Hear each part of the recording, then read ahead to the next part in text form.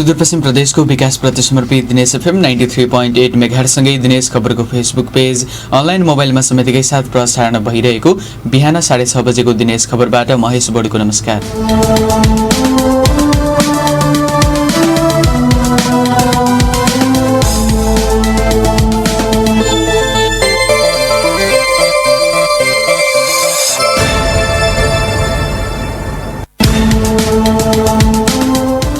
सुरुमा प्रसारणका प्रमुख खबरहरू।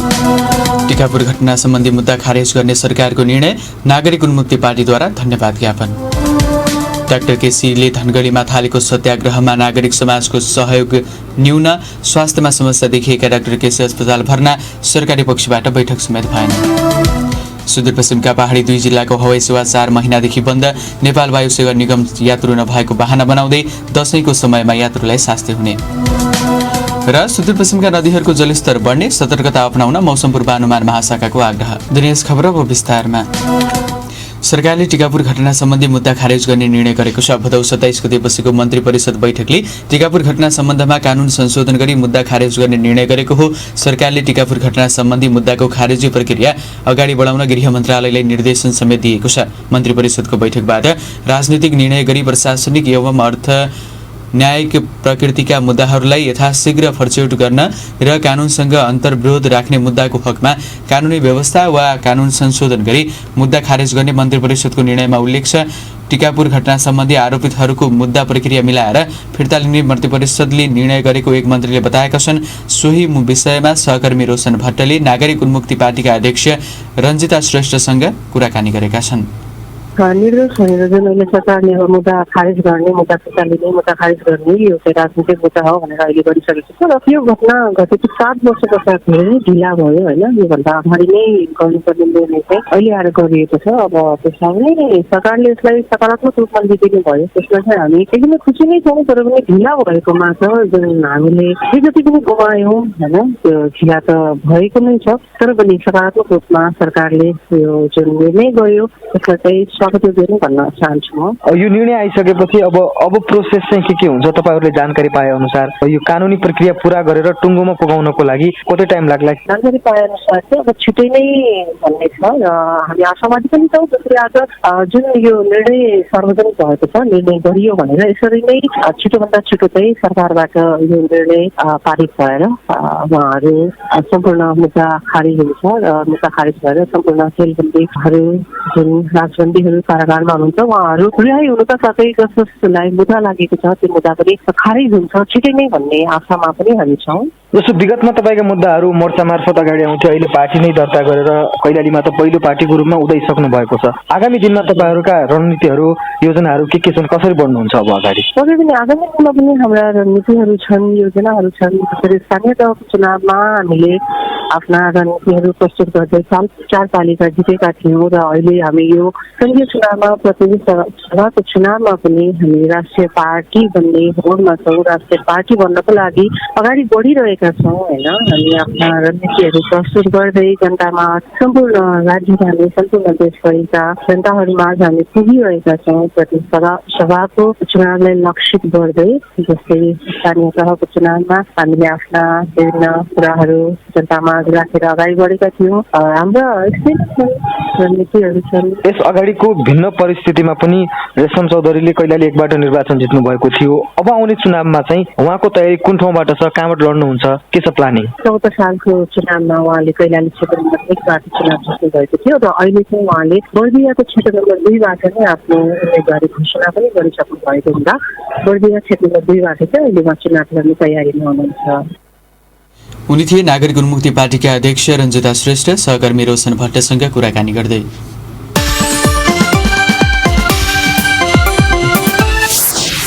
मनसुनी न्यूनचापीय रेखा नेपाल नजिक आउँदै गरेको र पश्चिमी वायुको प्रभावले आगामी 5 दिनसम्म देशभर मौसममा फेरबदल हुने सम्भावना रहेको छ। आगामी 3 दिनसम्म देशभरको मौसममा आंशिकदेखि सामान्य बदली रहेको मौसम पूर्वानुमान महाशाखाले जनाएको छ, जसका प्रभावले सुदूरपश्चिम प्रदेशका विभिन्न स्थानमा चट्याङ सहितको वर्षाको सम्भावना रहने महाशाखाले जनाएको छ। अत्याधिक वर्षाले प्रदेशका विभिन्न नदीको जलस्तर बढ्ने बाढी पूर्वानुमान महाशाखाले जनाएको छ। वर्षाका कारण प्रदेश भएर बग्ने कर्णाली र महाकाली र सेतीको जलस्तर उल्लेख्य रूपमा बढ्ने भएकाले सतर्कता अपनाउन आग्रह गरिएको छ। महाशाखाका अनुसार सबै जिल्लाका साना तथा ठूला नदीको बहाव बढ्ने भएकाले तटीय क्षेत्रमा विशेष सतर्कता अपनाउन अनुरोध गरिएको छ।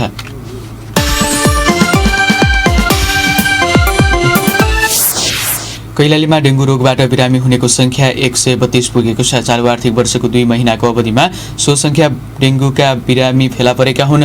जिल्ला स्वास्थ्य कार्यालयका अनुसार लम्कीचुहा नगरपालिकामा सबैभन्दा धेरै 66 जना डेङ्गुका बिरामी फेला परेका छन्। सेती प्रादेशिक अस्पतालमा 21, टिकापुर अस्पतालमा 13, मालाखेती अस्पतालमा 7 जनामा डेङ्गु पुष्टि भएको जनाइएको छ। गत आर्थिक वर्ष कैलालीमा 156 जनामा डेङ्गुका बिरामी फेला परेका थिए। यसै डेङ्गुबाट 2 जनाको मृत्यु भइसकेको छ। भदौ 14 गते धनगढीको निसर्ग अस्पतालमा उपचारका क्रममा धनगढी उपमहानगरपालिका 12 की 35 वर्षीय महिलाको ज्यान गएको छ। यसैगरी टिकापुरकी एक बालिकाको नेपालगञ्जमा उपचारका क्रममा ज्यान गएको जनाइएको छ। तर त्यसबारे थप जानकारी प्राप्त नभएको प्रमुख धामीले बताएका छन्।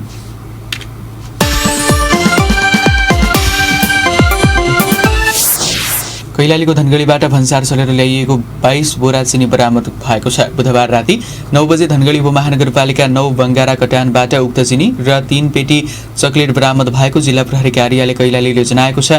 उक्त सामान सोही ठाउँ बस्ने 49 वर्षीय भानबहादुर ठकुन्नाले सुपब्र 0100149531 नम्बरको अटोमा ल्याइरहेको अवस्थामा फेला पारेको प्रहरीले जानकारी दिएको छ।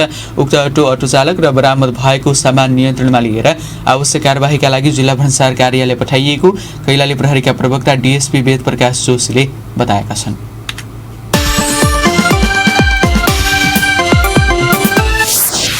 कैलालीको धनगढीमा डाक्टर गोविन्द केसीले थालेको सत्याग्रहमा नागरिक समाजको सहयोग न्यून देखिएको छ। नेपालको स्वास्थ्य क्षेत्रमा सुधारको माग गर्दै यसअघि सरकारसँग भएका सम्झौता कार्यान्वयन गर्न डाक्टर केसीले 20औं पटक धनगढीमा सुरु गरेको सत्याग्रहमा नागरिक समाज तथा युवाहरूको समर्थन नदेखिएको हो। सत्याग्रहमा रहेका डाक्टर केसीको तेस्रो दिनदेखि स्वास्थ्यमा समस्या देखिएपछि अस्पताल भर्ना गरिएको छ। उनको स्वास्थ्यमा समस्या देखिएपछि सरकारी पक्षबाट वार्ताका लागि कुनै पनि पहल भएको छैन। सहकर्मी वीरेन्द्र भट्टको रिपोर्ट। धनगढीमा सोमबारदेखि 20औं सत्याग्रह सुरु गरेका डाक्टर गोविन्द केसीको स्वास्थ्य अवस्था बिग्रदै गएको छ। लामो समयसम्म पानी बाहेक खानेकुरा नखाँदा डाक्टर केसीको स्वास्थ्यमा विविध समस्या देखिन थालेको हो। नेपालको स्वास्थ्य सेवा सुधारको माग राख्दै आएका केसीले यसअघि सरकारसँग भएका सबै सम्झौता कार्यान्वयन गर्न माग गर्दै धनगढीबाट पुनः सत्याग्रह सुरु गरेका हुन्। तर केसीको स्वास्थ्य अवस्था जटिल बन्दै गएको छ। सेती प्रादेशिक अस्पतालका वरिष्ठ फिजिसियन डाक्टर शेरबहादुर कमर। सुगर कम छ, अब कमजोरी पनि बढ्दैछ, सास फेर्न गाह्रो हुने, मसल दुख्ने, मसल क्र्याम्प हुने भन्नुभएको छ। अब इरिटेसन हुन्छ, अब यो शरीरमा ग्लुकोजको मात्रा कम भएपछि कुनै पनि बेलामा एकदम मेडिकल प्रब्लम आउन सक्छ। सुगर कम भएर बेहोस हुन सक्नुहुन्छ हैन, तल माथि परेर हार्ट एट्याक आउने, हार्ट फेलियर त्यस्तो हुन सक्छ। पानीको ब्यालेन्स नमिलेर सिगर आउने हुन सक्छ। मेडिकल कम्प्लिकेसनहरु जतिखेर इमर्जेन्सी कम्प्लिकेसनहरु जतिखेर आउन सक्ने सम्भावना हुन्छ। डाक्टर केसीले थालेको सत्याग्रहमा धनगढी तथा सुदूरपश्चिमका नागरिक समाजको सहभागिता भने बढ्न सकेको छैन। केसीले 20औं पटकको पहिलो चोटि धनगढीबाट सुरु गरेको सत्याग्रहमा सुदूरपश्चिमका नागरिक समाज तथा युवाहरूको साथ न्यून मात्र देखिएको हो। पानीको सहारामा सत्याग्रह थालेका केसीमा सुगरको मात्रा कम भएको छ। उनलाई सास फेर्न समस्या हुँदै गएको र कमजोर हुँदा मसलहरूमा समेत समस्या देखिएपछि अस्पतालमा राखेर उपचार हुँदैछ। डाक्टर केसीको सेती प्रादेशिक अस्पतालको क्याबिनमा उपचार भइरहेको हो। तर केसीको स्वास्थ्य अवस्था प्रति नागरिक तथा युवाको चिन्ता र चासो देखिएको छैन। धनगढीका नागरिक अगुवा प्रमोद पाठक। सुरुमा एक्टिभ नभएको सबै ठाउँको त्यस्तै रेकर्ड छ। धनगढीको समाज प्यासिभ समाज चाहिँ हो, अलिकति निष्क्रिय समाज चाहिँ हो। अब यसलाई बिस्तारै हामी सबै मिलेर सक्रिय बनाउनु पर्छ। डाक्टर केसीको स्वास्थ्य चाहिँ निकै बिग्रिँदै गइरहेछ। उनी अनसन बस्नुभन्दा अगाडि नै यसपाला कमजोर थिए। उनले दिएको अल्टिमेटम भयो, टाइम पुग्यो, उनी बसिगए अनसन। तर उनको स्वास्थ्य चाहिँ अनसन बस्न लायकको थिएन सुरुवात नै। सत्याग्रहको चौथो दिनसम्म आइपुग्दा डाक्टर केसी निकै कमजोर बन्दै गएको उपचारमा संलग्न चिकित्सक बताउँछन्। केही तागत दिने औषधि दिँदा पनि अभियन्ता केसीले लिन मानेका छैनन्। स्वास्थ्य क्षेत्रको अवस्था सुधारका अभियन्ता केसी धनगढी स्थित कृष्ण मन्दिरमा सोमबारदेखि सत्याग्रहमा छन्। स्वास्थ्य सेवा सुधारसँगै सरकारसँग यसअघि भएका सबै सम्झौता कार्यान्वयन हुनुपर्ने मागसहित धनगढी आएर केसीले अनसन सुरु गरेका हुन्। फेरि एकपटक नागरिक समाज धनगढीका अगुवा पाठक। समाजका मान्छेहरू सबैले यसमा चासो चाहिँ दिनुपर्छ, किनभने उनीले आफ्नो कुनै पनि स्वार्थका लागि एउटा पनि मुद्दा आफ्नो राखेका छैनन्। त्यहाँ सबै हामी नेपाली जन स्वास्थ्य र शिक्षाको अधिकार ग्यारेन्टी होस्, गभर्मेन्टले उनको स्वीकृति गरिसकेका छ, साइन गरेर सम्झौता गरिसकेका छ। तिमीले गरेको सम्झौता तिमी पालना गर भनेर गभर्मेन्टलाई भनेको हो, जबकि सम्झौता पालना गर्नु गभर्मेन्टको कर्तव्य हुन्छ। डाक्टर केसीले उठाएका मागप्रति धनगढीको जसरी सहयोग र आवश्यक समर्थन हुनुपर्ने थियो त्यस अनुरूप देखिएको छैन। धनगढीमा आएर केसी कतै एक्लिएका त होइनन् भन्ने चर्चा समेत सुरु भएको छ। साथै सत्याग्रह रोकिएन भने केसीको स्वास्थ्यमा झनै जटिलता आउने अस्पतालले जनाएको छ। दिनेश खबरका लागि वीरेन्द्र भट्ट, धनगढी। सुदूरपश्चिम प्रदेश नीति तथा योजना आयोगको उपाध्यक्षमा मोहनदेव विष्ट नियुक्त भएका छन्। बिहिबार बसेको मन्त्री परिषदको बैठकले प्रदेश नीति तथा योजना आयोगका सदस्य समेत रहेका मोहनदेव विष्टलाई आयोगको उपाध्यक्षमा नियुक्त गर्ने निर्णय गरेको हो। प्रदेशका मुख्यमन्त्री त्रिलोचन भट्टले सामाजिक सञ्जाल मार्फत नवनियुक्त उपाध्यक्ष विष्टलाई बधाई तथा शुभकामना दिएका छन्।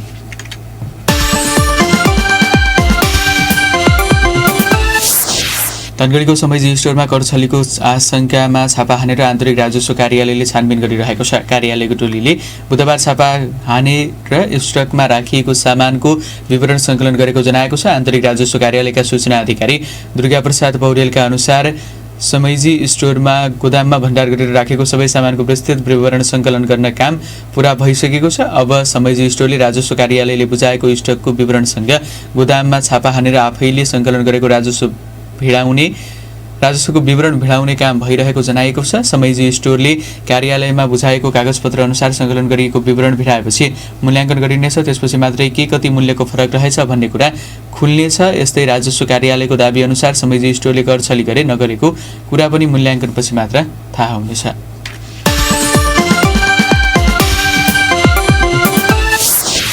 राष्ट्रपति शैक्षिक सुधार कार्यक्रमका लागि डडेलधुराका 54 विद्यालय छनौट भएका छन्। बुधबार बसेको शिक्षा विज्ञान तथा प्रविधि मन्त्रालयको मन्त्री स्तरीय बैठकले जिल्लाका 54 विद्यालय सो कार्यक्रमका लागि छनौट गरेको हो। सबैभन्दा बढी परशुराम नगरपालिकाका 12वटा विद्यालय छनौटमा परेका छन् भने अमरगढी नगरपालिकाका 9, अजयमेरुक र भागेश्वर र गन्याबधुराका 7-7वटा, आलिताल र नवदुर्गा गाउँपालिकाका 6-6वटा विद्यालय छनौट भएका छन्। ती विद्यालयमा आइसिटी ल्याब स्थापना, 2 कोठे र 4 कोठे भवन निर्माण हुने बताइएको छ।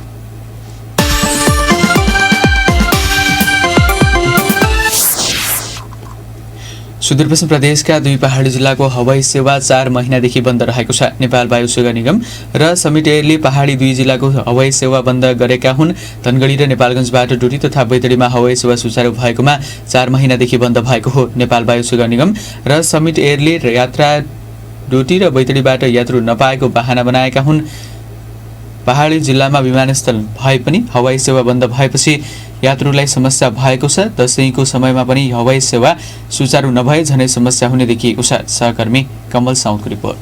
कैलालीको धनगढी विमानस्थलबाट समिट एयरको 16 यात्रु क्षमताको 9N1KZ विमानले पहाडी जिल्लामा उडान भर्दै आएको थियो। डडेलधुरा बाहेक पहाडी 6 जिल्लामा विमानस्थल छन्। डडेलधुरा र दार्चुला बाहेक सबै जिल्लामा हवाई सेवा सुरु भएको थियो, तर पछिल्लो 4 महिनादेखि बैतडी र डोटीको हवाई सेवा बन्द भएको छ। नेपाल वायु सेवा निगम र समिट एयरले हवाई सेवा बन्द गरेका हुन्। डोटीका स्थानीय तेज डुम्रेल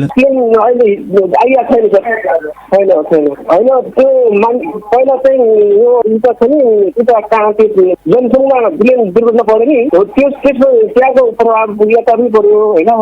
मान्छे त नभएको होइन भइरहेको हुन्छ होइन। त्यसको प्रभाव छैन।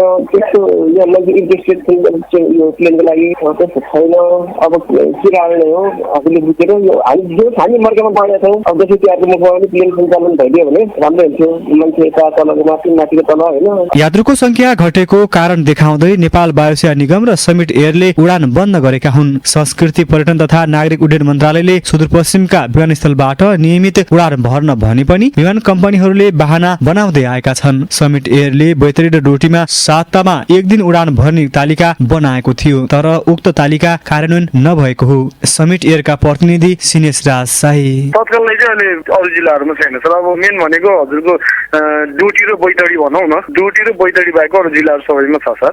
डोटी र बैतडी अहिले लोड फ्याक्टरले गर्दा त्यसले गर्दा फ्लाइटहरू भएको छैन। अनि हजुरको बझाङ साँचे र बाजुरा चाहिँ हजुरको हप्तामा 2टा फ्लाइट हुन्छ है सर। भइरहेछ सर। नेपाल एयरलाइन्स चाहिँ यही नेपालमा चाहिँ आएर बसेको थियो सर। टेक्निकल सुनेको थिएँ, अहिले चाहिँ फ्लाइट अपरेट हजुरको 2-3 दिन भयो, वेदर पनि त्यस्तै भएको छ अहिले। नेपाल नागरिक उड्डयन प्राधिकरणले धनगढीलाई केन्द्र बनाएर सुदूरपश्चिमका पहाडी जिल्लामा हवाई सेवा सञ्चालन गर्न एयर ट्राफिक कन्ट्रोल खटाएको थियो। टर्मिनल भवन, टावर लगायतका अन्य उपकरण जडा नभएको अवस्थामा तत्कालका लागि VHF प्रणालीबाट हवाई सेवा सञ्चालन गर्न प्राविधिक जनशक्ति खटाइएको थियो। तर पछिल्लो समयमा नेपाल वायुसेवा निगमको जहाज नेपालगञ्जमा राखिएको छ। धनगढी विमानस्थलका प्रमुख रामकृष्ण भट्ट डोटी त थिएन समिटको गइरहेको थिएन। डोटी नेपाल एयरलाइन्सको बोचडी समिटले गर्ने गरिराखेको अनि धेरै भयो।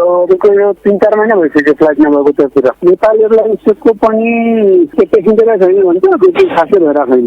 पेसेन्जर छैन, दुईटै ठाउँ पेसेन्जर छैन भनेर चाहिँ उनीहरूले चाहिँ गर्ने गरिरहेको। दशैंको समयमा पनि हवाई सेवा सुचारू नभई सुदूर पहाडका यात्रुले दुःख पाउने देखिएको छ। दिनेश खबरका लागि कमल साउद, धनगढी। डोटीको झिङ्गरानामा पहिलो पटक बिजुली बत्ती पुगेको छ। पूर्वी चौकी गाउँपालिका 2 मा रहेको झिङ्गराना पूर्वी चौकी गाउँपालिकाको पहलमा विद्युत प्राधिकरणको डोटी वितरण केन्द्रले राष्ट्रिय प्रसारणको 3 पेज विद्युत लाइन विस्तार गरेको हो। पर्यटकीय क्षेत्र खप्तर जाने बाटोमा पर्ने उक्त बस्तीमा बत्ती पुगे पनि पर्यटकहरूका लागि सहज हुनेछ। विद्युत विस्तार भएसँगै सो बाटो भएर खप्तर जाने पर्यटकसँगै त्यस वडाका 60 घरधुरी लाभान्वित हुने डोटी वितरण केन्द्रका प्रमुख राजेन्द्रलाल देवले बताएका छन्। सिग्नाना भएर खप्तर जान वर्षेनी हजारौं पर्यटकहरू आउने गरेको खप्तर होमस्टेका सञ्चालक दीपक बहादुर खड्काले बताएका छन्।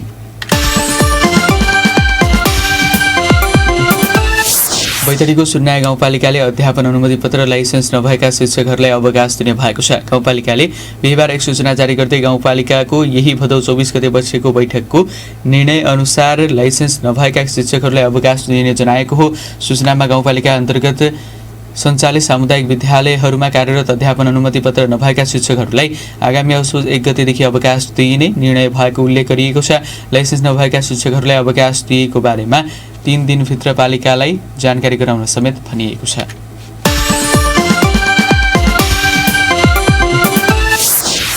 राष्ट्रपति शैक्षिक सुधार कार्यक्रमका लागि बैतडीका 58 विद्यालय छनौट भएका छन्। शैक्षिक सुधार कार्यक्रममा आवेदन दिएका 221 विद्यालयमध्ये 58 विद्यालय छनौट भएका हुन्। सबैभन्दा बढी पुर्चौडी नगरपालिकाका 13वटा विद्यालय छनौट भएका छन् भने मेलौली नगरपालिका 8, सिकास र सुन्नाया गाउँपालिकाका 6, पाटन नगरपालिकाका 5, डिलासनी, दोगडाकेदार, पञ्चेश्वर, शिवनाथ गाउँपालिका र दशरथ नगरपालिकाका समान 4-4वटा विद्यालय छनौट भएका छन्। ती विद्यालयमा आइसिटी ल्याब स्थापना, 2 कोठे र 4 कोठे भवन निर्माण गरिनेछ। चालु आर्थिक वर्षमा 21वटा भवनमा आइसिटी ल्याब स्थापना हुनेछ भने 37वटा विद्यालयमा 2 तथा 4 कोठे भवन निर्माण हुनेछन्। आइसिटी ल्याबका लागि 6,50,000 बजेट विनियोजन गरिएको र 2 कोठे भवनका लागि 25 लाख तथा 4 कोठे भवनका लागि 50 लाख बजेट विनियोजन गरिएको शिक्षा विकास तथा समन्वय इकाइ बैतडीका सूचना अधिकारी पुष्करराज शर्माले बताएका छन्।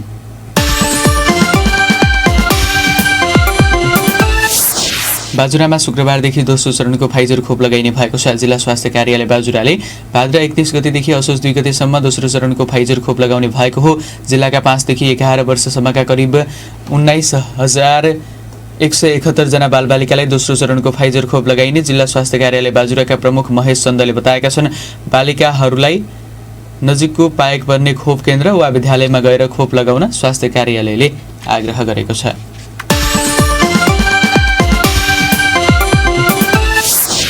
डोटीमा भिरबाट लडेर 1 जना वृद्ध गम्भीर घाइते भएकी छिन्। डोटीको शिखर नगरपालिका 3 देकुरालीकी 60 वर्षीय पबी सार्की लडेर घाइते भएकी हुन्। कालागाडबाट घर जाने क्रममा उनी लडेर घाइते भएको जिल्ला प्रहरी कार्यालयका प्रहरी निरीक्षक लक्ष्मीराज जोशीले बताएका छन्। अहिले उनको डडेलधुरा अस्पतालमा उपचार भइरहेको छ।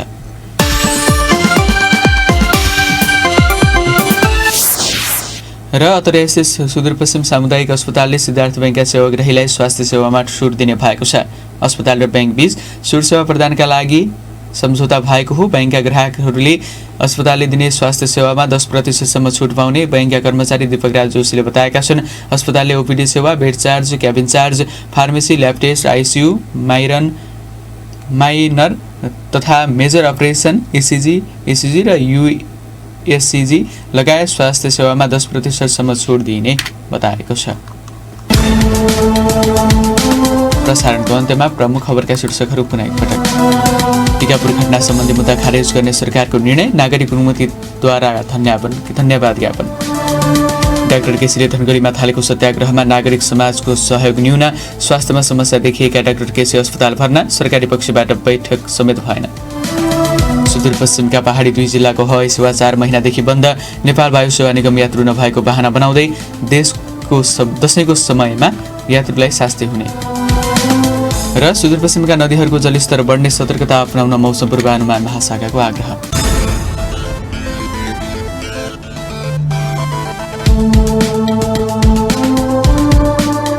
सुदूरपश्चिम प्रदेशको विकासप्रति समर्पित दिनेश एफएम 93.8 मेगाहर्जसँगै दिनेश खबरको फेसबुक पेज, अनलाइन र मोबाइलबाट सम्बन्धीकै साथ प्रसारण भइरहेको बिहान 6:30 बजेको दिनेश खबर सकियो। हाम्रो दिनेश खबर आज साँझ 6:30 बजे प्रसारण हुनेछ। अहिलेको दिनेश खबर बुलेटिनबाट म महेश बडुलाई पनि बिदा दिनुहोस्। नमस्कार, शुभ बिहान।